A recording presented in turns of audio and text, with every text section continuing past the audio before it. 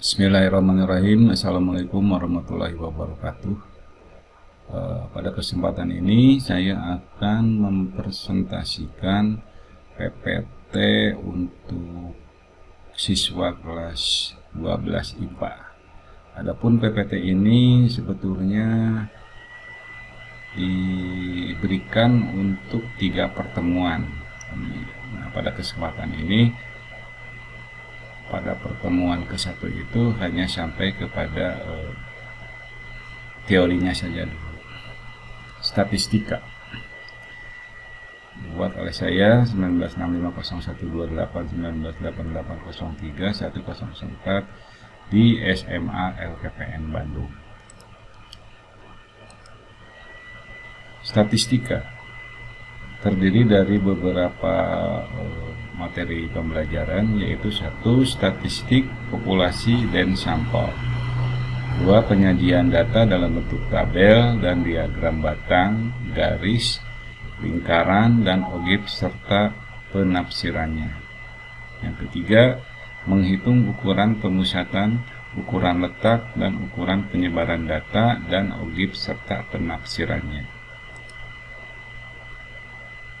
Pengertian statistik. Statistik, populasi, dan sampel. Statistika adalah pengetahuan yang berhubungan dengan cara-cara pengumpulan dan penyusunan data, pengolahan dan penganalisaan data, serta penyajian data berdasarkan kumpulan dan analisis data yang dilakukan. Adapun statistik itu sendiri adalah hasil-hasil dari pengolahan dan analisis data yang berupa min, modus, median, dan sebagainya. Statistik dapat digunakan untuk menyatakan kesimpulan data berbentuk bilangan yang disusun dalam bentuk tabel atau diagram yang menggambarkan karakteristik dari data tersebut.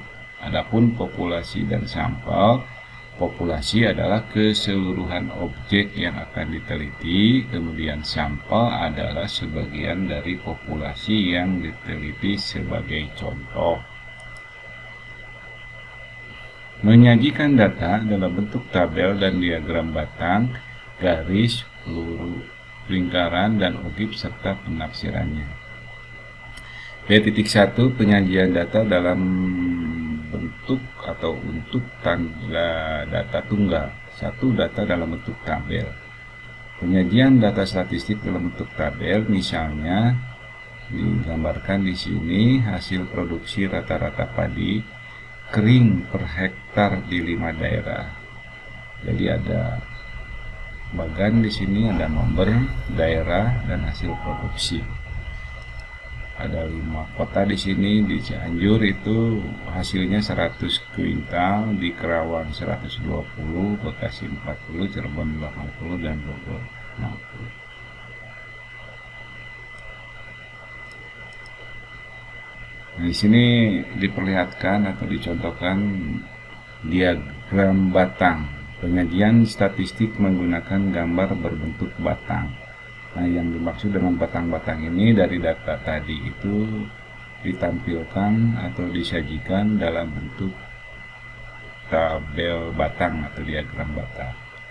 Nah, di sini pakai batang ini 1 sampai 100, Kerawang 120, Bekasi sampai 30, Cirebon 60, dan Bogor 80.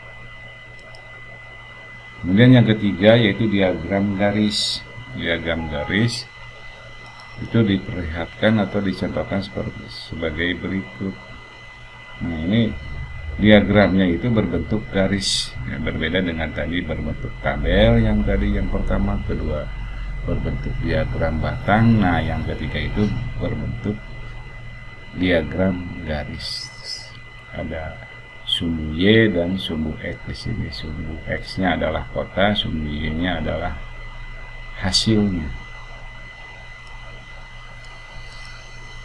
Kemudian ada juga dengan diterangkan atau diperlihatkan dengan diagram lingkaran. Diagram lingkaran itu seperti ini, ya.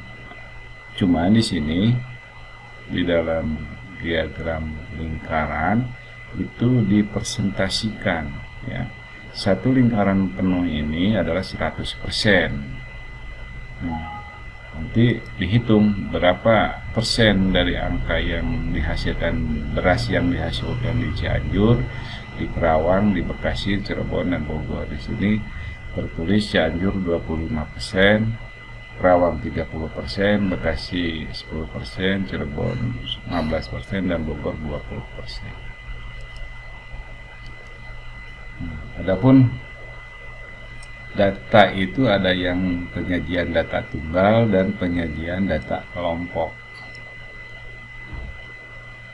Yang sekarang itu penyajian data untuk data kelompok biasanya disajikan dalam bentuk distribusi frekuensi. Nah, di bawah ini menunjukkan berat badan 100 siswa. Nah,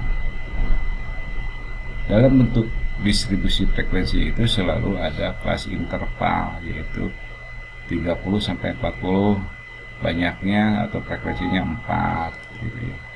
35 dan 9, 39, 10 dan selanjutnya. Ada juga yang berbentuk histogram. Histogram adalah bentuk penyajian daftar distribusi frekuensi dengan menggunakan gambar bentuk persegi panjang yang berimpit satu sama lainnya. Tiap persegi panjang mewakili kelas tertentu dengan lebarnya menunjukkan panjang kelas, sedangkan tingginya menunjukkan frekuensi. Nah, ini yang dimaksud ini, sumbu Y-nya itu frekuensi dan sumbu X-nya itu adalah kelas interval dari 29,5 sampai 34,5 selanjutnya.